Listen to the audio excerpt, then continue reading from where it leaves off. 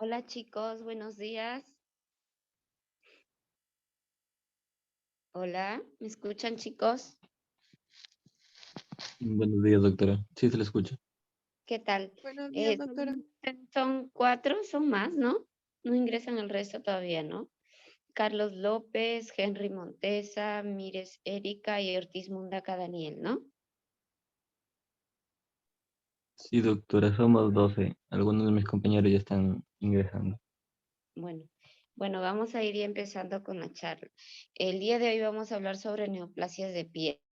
Esto es importante porque generalmente el cáncer de piel, después del cáncer de estómago, está en el más o menos en el cuarto, en el tercer lugar. ¿Ya? Entonces, generalmente el cáncer de piel se divide en dos, melanoma y no melanoma. Se ha dividido así porque generalmente el melanoma es muy agresivo, tiene ser metástasis, en cambio el no melanoma, generalmente el no melanoma está asociado, si bien es cierto, produce mucha destrucción local, casi nunca hace metástasis o una diseminación hemática o linfática, ¿no? Entonces, básicamente se divide así, no melanoma y melanoma. Y dentro del no melanoma vamos a tener al vaso celular y al esclerosante. Miren, en el tercer lugar se encuentra el cáncer de piel, por eso es importante que siempre lo recuerden.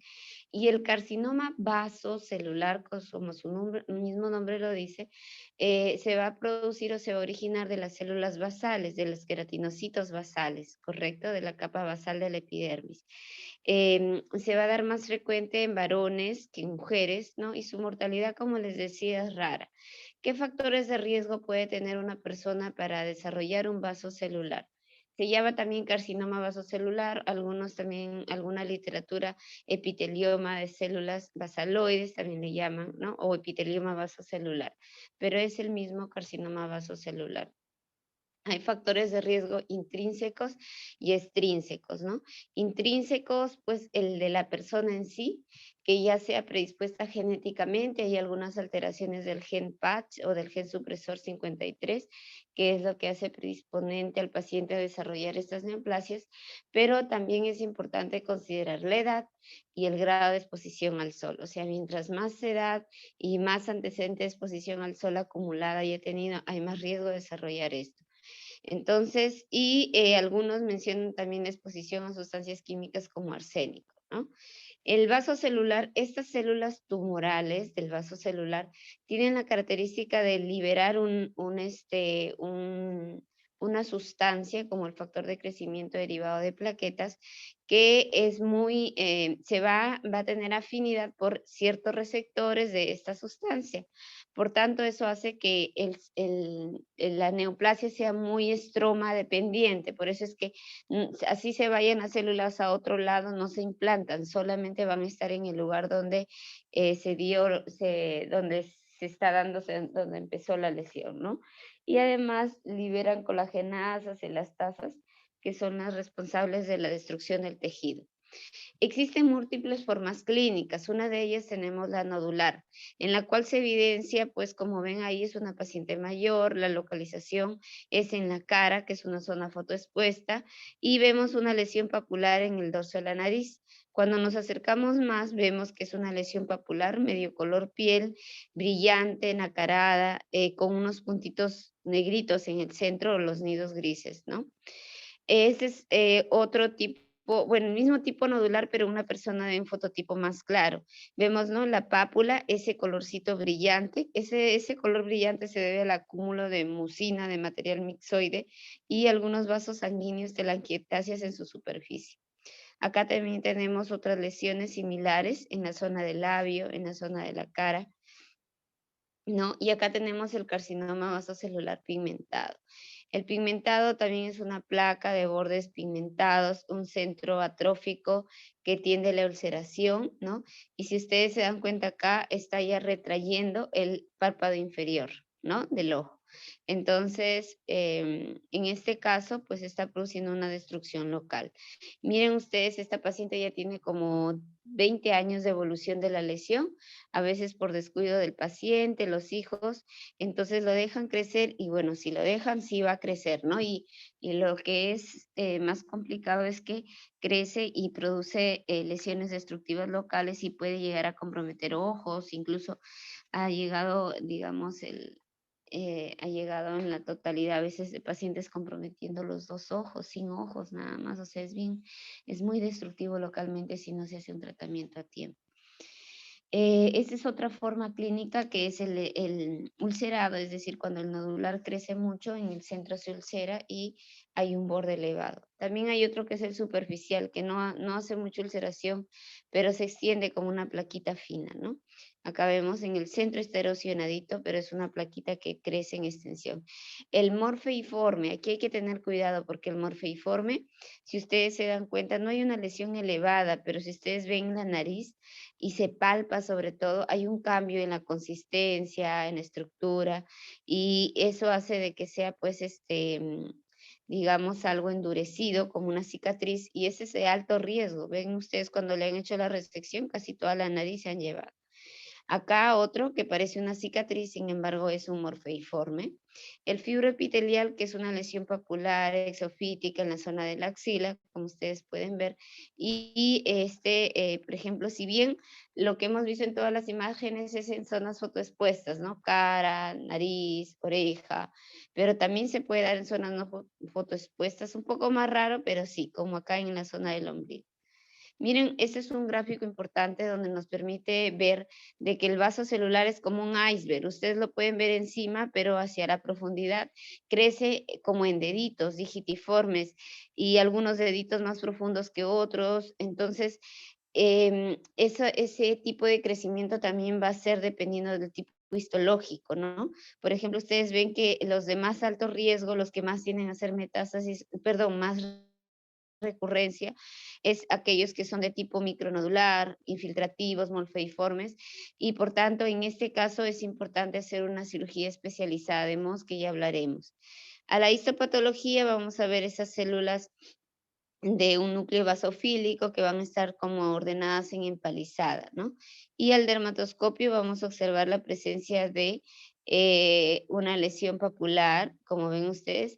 El dermatoscopio es como el estetoscopio del internista, es un instrumento de ayuda diagnóstica de nosotros que nos permite, digamos, detectar ciertas estructuras y nos van a ayudar a definir nuestro diagnóstico. Por ejemplo, el vaso celular lo que se ve son esos vasos arboriformes, una rama gruesa y luego pequeñitas, esos nidos grises, algunas zonas de blanquecinas de esclerosis, ¿no? Y el tratamiento es la cirugía de Mohs o la decisión quirúrgica convencional, ¿no? La cirugía de Mohs, que como les decía, miren ustedes, acá en Lima, en el Perú, el único lugar donde lo hacen es en el Hospital Cayetano, y bueno, el doctor Salomón en su práctica privada, que es mi maestro, de quien yo aprendí, y yo posteriormente lo he estado haciendo acá en el hospital regional, ¿no? Y en mi centro ahora.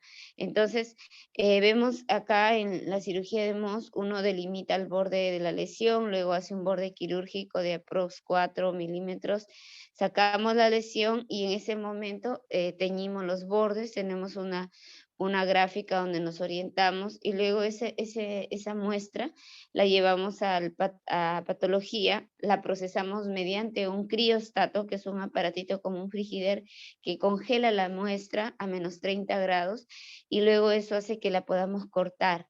Se corta en el momento múltiples láminas hasta desgastar todo el tejido y luego observamos en el mismo momento al patólogo. Eso nos toma un par de horas. Una vez que hemos visto que todo está negativo o al menos hemos verificado bordes profundos y periféricos, regresamos con el paciente quien ha estado esperando en reposo con su herida cubierta, la herida del defecto quirúrgico, y recién cerramos el defecto quirúrgico, ¿no? Entonces nos toma un aprox de unas 6 horas. Por eso es lo ideal, sobre todo en vasos celulares de alto riesgo. Entonces hasta ahí, con carcinoma vasocelular, ¿estamos claros o alguien tiene alguna duda, alguna pregunta?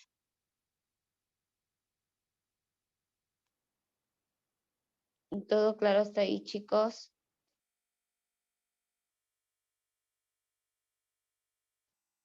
¿Todo está claro entonces? Sí, doctora. Karina, pues, te escuchamos, está Sí, levantando la doctora, buen mano. día. Tengo una pregunta. Bueno, en todos los tipos, en el ulceroso, pigmentado, esclerosante superficial, ¿se extrae, como se ha mencionado, o no? Si se extraen, sí, todos idealmente deben hacer el tratamiento quirúrgico. Si es una persona muy mayor, si es una persona pues que no va a tener una cirugía menor, quizás se le puede hacer crioterapia o cauterización, pero se recomienda siempre la decisión quirúrgica de elección. Gracias. Muy bien. Vemos acá otro paciente. Es un paciente que tiene una lesión ulcerada con un centro costroso. Alrededor está un poquito elevado y en la piel periférica vemos que hay manchas, hay signos de un daño del sol acumulativo. Otro paciente con una lesión ulcerativa en el labio inferior, ¿no? Con una costra en el centro. Entonces, hasta ahí, eso en un paciente con un daño previo, esto se trató de un carcinoma epidermoide.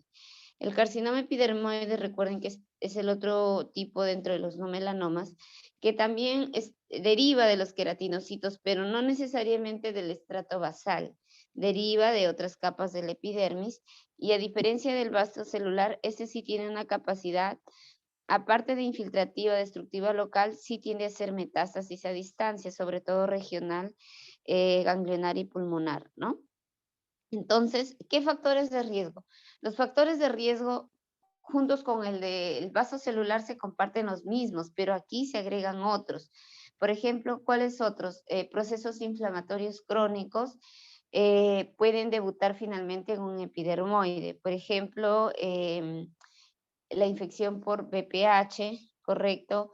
Que el paciente haya tenido una quemadura previa, una cicatriz previa, o ciertos medicamentos inmunosupresores como la satioprina, ¿no? Son los que van a llevar a este tipo de lesión. En cuanto a las causas, vamos a tener que las causas son el daño del sol, pero sobre unas células predispuestas genéticamente que luego de este factor desencadenante, van a empezar su multiplicación, división y van a generar la lesión a nivel en este caso, de la zona de la piel donde se desarrolló el epidermoide, ¿no? Y aparte van a desarrollar algún tipo de metástasis ganglionar y pulmonar, ¿no? Tener en cuenta también que muchas veces antes de que se desarrolle un carcinoma epidermoide, no siempre, pero a diferencia del vaso celular, el epidermoide tiene lesiones precursoras, por ejemplo, las queratosis actínicas. Las queratosis actínicas son plaquitas que son de superficie áspera, como una lija, algo eritematosas con escama, ¿correcto? Y se van a desarrollar en zonas fotoexpuestas, ¿correcto? Entonces, se van a dar tanto en fototipos claros como fototipos oscuros, como ven ustedes acá, y con el dermatoscopio se va a ver ese aspecto en frutilla, ¿no? Entonces, em, no siempre las queratosis actínicas todas van a debutar en un epidermoide, pero lo que sí nos dice es de que ha habido mucho daño expuesto al sol y en algunos casos, más o menos el 0,05% puede desarrollar finalmente un epidermoide, ¿no? Vemos acá las queilitis actínicas que también representan un proceso inflamatorio crónico por el daño del sol, ya que el sol afecta sobre todo la zona del labio inferior, entonces que es la zona más expuesta al sol. Y vemos acá pues esta lesión ulcerativa, erosionada, no ulcerativa, sino erosionada, pero vemos que hay manchas hiperpigmentadas en el labio inferior, lo cual está asociado pues al daño del sol crónico, ¿no? Vemos que finalmente esta lesión se va a presentar una úlcera en el labio inferior, ¿correcto? De bordes elevados, infiltrativos, ¿no? Y vemos acá que este va a tener, en este caso en el miembro inferior izquierdo, vamos a ver que hay lesiones tumorales, exofíticas, de borde pigmentado en el tercio inferior de la pierna, o este otro en la zona del codo, lesiones tumorales, nodulares, exofíticas. acá también a nivel de la amputación luego de un muñón, ¿no?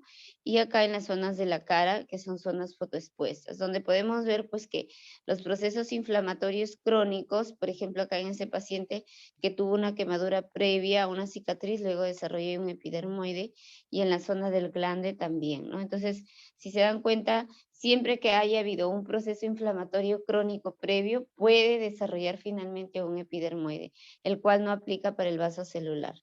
O otra lesión donde vemos que es de secundaria BPH, que a veces crece debido a la inmunosupresión, crece de manera exofítica y puede producir esta lesión. Y la enfermedad de Bowen, que es una placa eritematosa que va a crecer de forma centrífuga en la zona de la rodilla, en la zona de la pierna, costrosa, y crece de forma superficial, pero es un carcinoma epidermoide in situ, es decir, que va a comprometer todo lo que es el grosor del epidermis, pero no se va más allá. Y cuando este carcinoma epidermoide in situ afecta a las mucosas, esta se denomina eritroplasia de Queyrat, ¿no? El queratoacantoma, que es también un tipo de carcinoma epidermoide, donde va a ser una lesión nodular con un centro crateriforme, ulcerado, que crece de forma rápida, ¿no? Y a la histopatología vamos a ver estas células que tienen un núcleo basofílico, un citoplasma eosinofílico, ¿no? Y acá, por ejemplo, la dermatoscopía nuevamente nos sirve, por ejemplo, en el caso de un Bowen, donde vamos a ver una papulita eritematosa sutil, pero cuando vemos con el dermatoscopio vamos a ver la presencia de vasitos glomeruloides, ¿no? El tratamiento va a ser también la cirugía, ¿no? Pero a diferencia, pues acá hay que hacer estadiaje, ver si hay compromiso de ganglios, compromiso pulmonar, ¿no? Entonces, hasta ahí, chicos, ya desarrollamos epidermoide, ya tenemos vasocelular y epidermoide, que son los dos más frecuentes de tipo no melanoma. ¿Alguna duda, alguna pregunta, algo que no esté claro?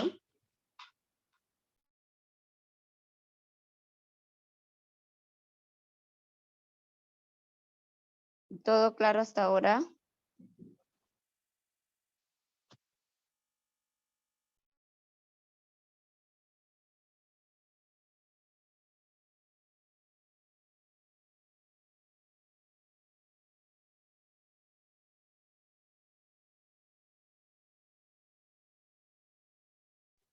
A ver, pregunto.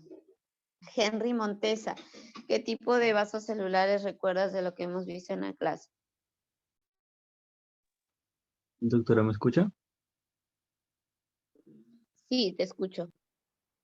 Ya bueno. Dentro de las bases celulares tenemos por ejemplo, el morfeiforme, uno de los que hemos hablado. Eh, También hemos hablado del tipo superficial, también del tipo pigmentado, nodular. Ya, muy bien. ¿Qué factores de riesgo hay para desarrollar vaso celular? Yo mismo respondo, doctora. Sí, a ver. Ya bueno, eran varios factores que teníamos que considerar para el vascular celular.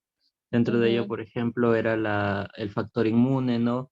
Las personas también podrían ingresar el factor edad, incluso mencionó, hay algunas alteraciones genéticas, la exposición a las radiaciones, ya sea de tipo ultravioleta, ¿no? Propiamente expuesta, ya sea hacia el sol o alguna radiación artificial, y también exposición a sustancias químicas. Ya. Para vaso celular está bien, claro, el arsénico, por ejemplo, ¿no? Y el daño del sol. Y ojo que el daño del sol es acumulativo, se va a dar desde que uno es niñito hasta que es adulto, ¿no? Entonces, por eso es que es importante la fotoprotección desde que son bebés. Muy bien, entonces acá, ¿qué es lo que vemos? ¿Qué lesión elemental puedes ver? Francis Cristina Latorre.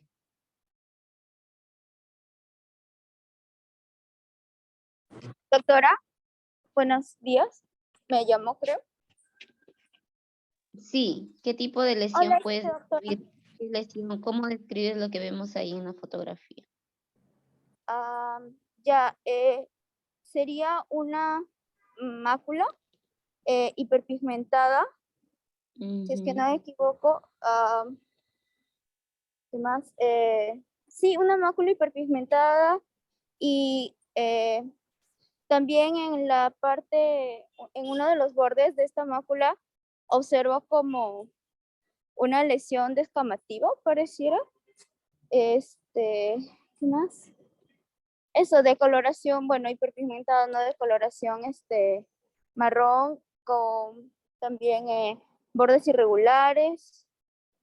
¿Qué más? Eso creo, doctora, porque no, ¿qué otra cosa? En el centro también destacar que hay lesión, o sea, dentro de la misma mácula, hay otras como...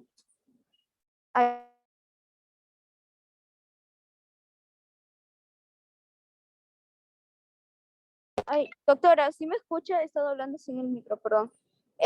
También destacar que tiene bordes irregulares y que dentro de la mácula, con bordes irregulares, grande y hiperpigmentada, dentro también hay unas lesiones maculares que son más oscuras todavía, ¿no?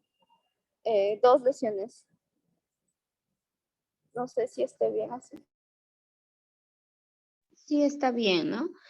Solamente corregir que no es una mácula, sino una mancha, porque recuerda que la mácula mide más, la mancha mide más de 1 centímetro, y esto es una lesión grande.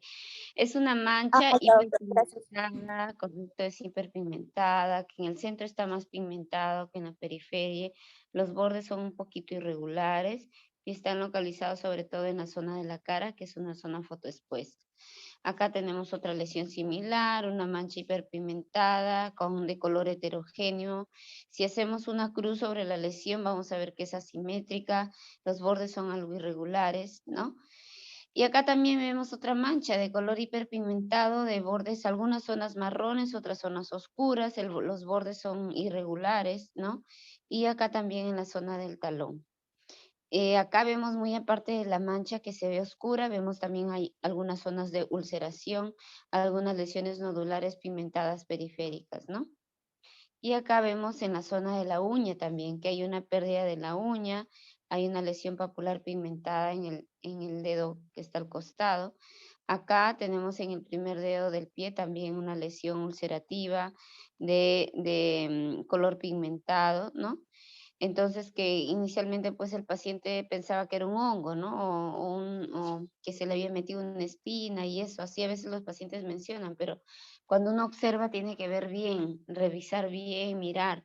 Y si uno mira bien, pues hay algunos color oscuro y eso no es de una lesión como ellos lo refieren, ¿no? Entonces, en este caso vamos a hablar del melanoma. Si bien los melanomas, como ya les mencioné, también es una neoplasia maligna y se origina, como su nombre mismo lo dice, a partir de los melanocitos, ¿no? Ahora, el 95% de los melanomas generalmente aparece en la piel y un 5% se va a dar a nivel de las mucosas, ¿no? Recordar que representan, si bien el 4% de todos los cánceres de piel, ese es el que 80% de los casos produce mortalidad. Por eso es importante conocer, ¿no? Y diagnosticar precozmente. Se menciona además que el 80% de los melanomas se dan de la nada, aparecen de la nada en un determinado lugar y un 20% aparecen sobre lunares previos. ¿Qué factores de riesgo? Aquí sí, a diferencia de los no melanomas, la exposición intermitente al sol es la que juega un favor importante, no tanto la exposición acumulativa. También tiene mucha base genética, también es más frecuente en fototipos claros, ¿no? Antecedentes familiares también son importantes acá averiguar. Existen múltiples formas clínicas. Una de ellas, el léntigo maligno. Justamente el primer paciente que vimos es el que se trata de un léntigo maligno, donde el léntigo o peca de Hutchinson es la que es la lesión que se va a dar mayormente. Es la más frecuente de todas y se asocia por la localización a exposición al sol. Acá el factor de riesgo de exposición al sol sí influye, ¿no? Se va a dar en personas, más frecuente en personas de edad avanzada, pero también si son pacientes fototipos claros que tienen una base genética, también se va a dar. Y como ustedes ven, es una mancha hiperpigmentada de bordes irregulares, de color heterogéneo en la región de la cara. También vemos, por ejemplo, acá a nivel de la oreja, ¿no? Y acá en la región malar. Cuando uno ve una lesión pigmentada, tenemos que aplicar el ABCDE, ¿no? El A es la simetría. Si uno, por ejemplo, sobre la lesión marcas a ver, perdón. Si uno sobre la lesión hace un cuadrante y vemos que los cuadrantes son diferentes entre sí, entonces vamos a decir de que hay asimetría. B es sobre los bordes, ¿correcto? Entonces,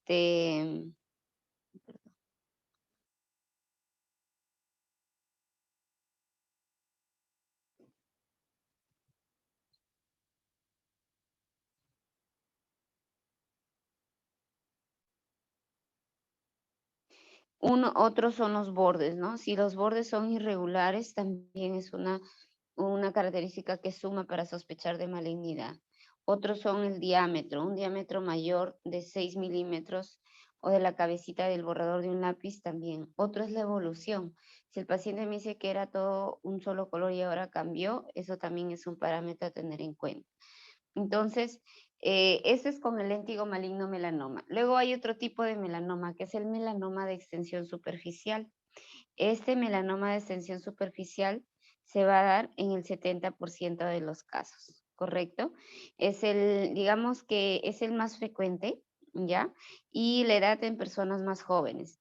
Generalmente se va a dar en varones en la zona del tronco y en mujeres en las extremidades inferiores, ¿ya? En general, esta lesión puede tener una evolución de 1 a 5 años, ¿no? Y como ven ustedes ahí en el tronco, ¿no? De todas las lesiones pigmentadas hay una que es ahí, que tiene borde, tienes asimétrico, bordes son irregulares, color heterogéneo, ¿no? Y acá vemos otra lesión a mayor aumento, cómo es que ha cambiado, ¿no? Acá tenemos lesión similar. Y el melanoma nodular, como su nombre lo dice, nodular, se va a desarrollar también en cualquier localización. Generalmente su fase de crecimiento es corta, va a ser rápida la evolución y generalmente tiende a ser metástasis, ¿no? Como ven, es un nódulo pigmentado que crece sobre todo en grosor, en forma vertical. Y el melanoma, hay un melanoma nodular amelanótico. Amelanótico es decir, sin pigmento. Y que puede pasar como, miren, una lesión papular, normocrómica, rosada, eritematosa. Por eso es que toda lesión, si no estoy seguro de qué es, lo mando al dermatólogo. O si, bueno, en algún momento, sea quien fuere que tome la decisión de sacarlo, hay que mandarlo a estudiar al patólogo, ¿no? El lentiginoso acral que si bien es el menos frecuente acá en el Perú, tenemos algunos reportes que hay cierta incidencia de este melanoma, es el que se va a dar, como se dice, acral en las manos o en los pies, ¿no? También en las uñas. Ahora, generalmente miren ustedes, y muchas veces puede pasar desapercibido, no nos damos cuenta si no tenemos la costumbre de mirarnos los pies, la planta de los pies. Y miren, esto empieza como una mancha hiperpigmentada, color heterogéneo, bordes irregulares, asimétrica y que tiene un diámetro más de 6 milímetros en la planta del pie, ¿no? Como vemos acá. O que de pronto esta lesión se ulcera y el borde es pigmentado y el centro nodular exofítico. O tenemos acá a nivel de la uña, ¿no? Vemos que es una lesión pigmentada, pero que es ya más ancha de lo usual, ¿no? Entonces vamos a ver de que en este caso esta lesión es una lesión sospechosa, ¿no? Miren ustedes, acá supuestamente el paciente decía que era hongo de la uña. Los hongos también puede dar oscurecimiento, melanoniquia, pero no hay compromiso pues a nivel de la piel. Y ustedes si ven ahí, hay compromiso que la piel está pigmentada. Eso nos hace sospechar algo malo. Y como les dije, si bien el 95% de los melanomas se desarrollan en la superficie cutánea, hay un 5% que afecta también las mucosas, como en este caso, ¿no? Diagnóstico es clínico. La dermatoscopía también nos sirve para poder evaluar algunos signos, pero es clínico, donde uno va a aplicar el ABC, que ya le hemos comentado, ¿correcto? Y la evolución de la lesión. Cuando hay un paciente con múltiples lunares, lo que hay que identificar es el que no se parece a todos, el signo del patito feo que se llama, y pues ese es el que nos debe llamar la atención, como en este caso en la espalda de una paciente, ¿no? Lo que le decía en la dermatoscopía, que se ve pues la red pigmentaria, zonas de regresión, fibrosas, blancas, costras, ¿no? y la histopatología, donde vemos la proliferación de melanocitos en toda la dermis que está acá produciendo una lesión nodular. Cuando uno hace una biopsia, también el patólogo nos informa, ¿no? Más o menos la profundidad. La escala de Breslow es importante, el número de mitosis también, con lo cual se va a permitir decir, pues, si es un melanoma de alto riesgo o no. Entonces, lo que es súper importante acá son las medidas de prevención. Primero, el autoexamen. Es importante explicar al paciente que por lo menos una vez al mes se mire frente al espejo, una persona íntima conozca toda la piel, tanto palmas, plantas, ¿no? Luego, cuando saber identificar una lesión sospechosa, para eso aplico el ABCDE, ¿no? Lo que ya le hemos mencionado, los bordes, el color, la simetría, el diámetro. Luego tenemos la evaluación del dermatólogo. Como vemos ahí, es con la ayuda del dermatoscopio, es importante, y la fotoprotección, ¿no? La fotoprotección es súper importante, utilizar sombrero de tela de ala ancha, ¿no? Que el gorro no protege, porque el gorro solo protege la frente, más no la parte de toda la cara entera, las orejas, y concientizar a que esta fotoprotección debe ser desde niños, debemos acostumbrarlos, porque además sabemos que estamos protegiendo su piel, ¿no? Entonces, ropa también que sea manga larga idealmente, ¿no? Y como vemos acá, y el uso de bloqueador solar, que también es algo complementario que nos va a ayudar y se debe reaplicar cada 2 o 3 horas. ¿Estamos de acuerdo? Muy bien, chicos, hasta ahí alguna duda, alguna pregunta, algo que no haya quedado claro, que quieran preguntar, aportar.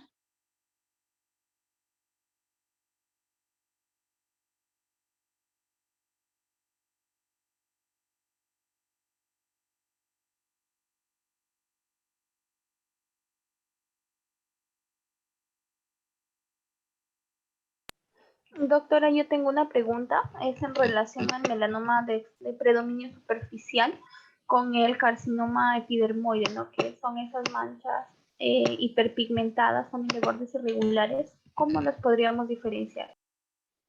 El carcinoma epidermoide sobre todo es una lesión ulcerativa o una placa infiltrada, nodular, indurada, se palpa, ¿no? En cambio, el melanoma es más un cambio de color, es una mancha, ¿entiendes? No, casi nunca es una lesión elevada y si no, pues empieza como una mancha y luego si no es detectada a tiempo y si no es tratada, a veces puede crecer en grosor, ¿no? En forma vertical, entonces eso es lo que nos ayuda a diferenciarlo, ¿no? Y que sean pues digamos, de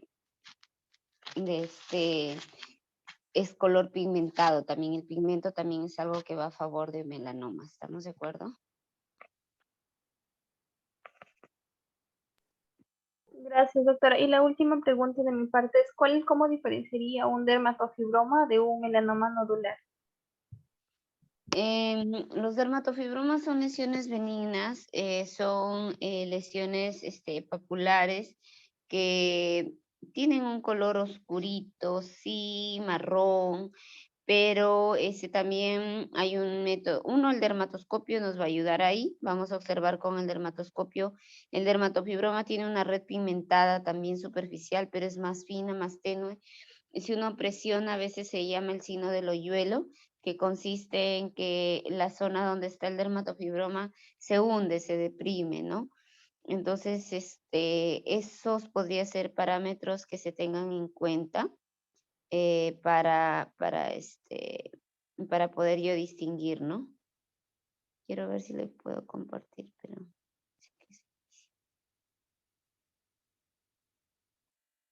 Entonces los dermatofibromas, y bueno, son tumorcitos benignos, no son malos.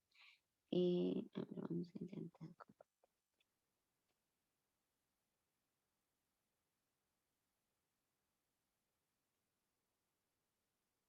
Ven, ahí son lesiones papulares, nodulares, pigmentadas, que van a veces al presionarlo, ¡pum!, se hunde, ¿no? El signo del hoyuelo.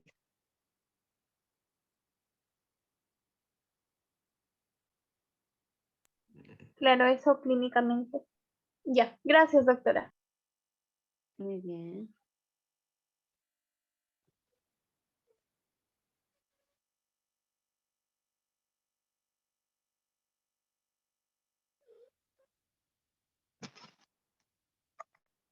¿Alguna otra duda, alguna pregunta, chicos? ¿O todo está claro?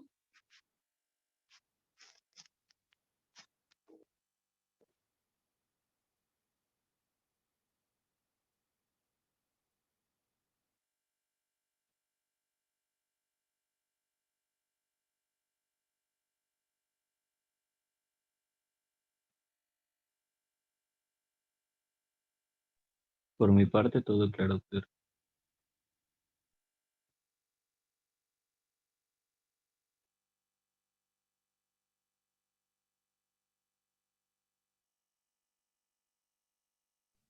Ya.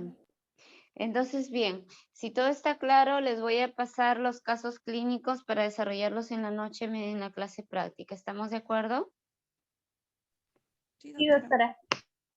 Muy bien. Listo, chicos, cuídense. Ya les envío los casos para empezar a desarrollar. Nos vemos. Un beso. Gracias, doctora. Buen día. Doctora, gracias. Gracias, doctora. Buen día. Hasta luego, doctora.